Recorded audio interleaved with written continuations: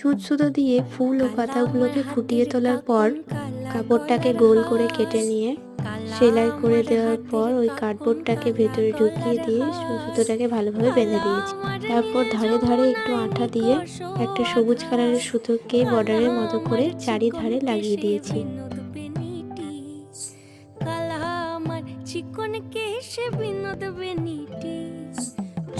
তিনটে জাম্প রিংকে লাগানোর জন্য ছুঁচ দিয়ে তিনটে ফুটো করে নিয়েছি। তারপর ফুটোগুলোর মধ্যে জাম্প রিংগুলোকে এক এক করে ঢুকিয়ে নিয়েছি। তারপর সাদা ও সবুজ রঙের দুটো কটন বল দিয়ে দিয়েছি। চোকারটার ম্যাচিংয়ে দুটো কানের বানানোর জন্য আগে থেকে আমার কাছে থাকা দুটো ঝুমকো নিয়েছি। ঠিক এরকম ভাবে ঝুমকোটার মধ্যে দিয়ে কটন বলটাকে লাগিয়ে দিয়েছি। তাহলেই আমার ঝুমকো রেডি।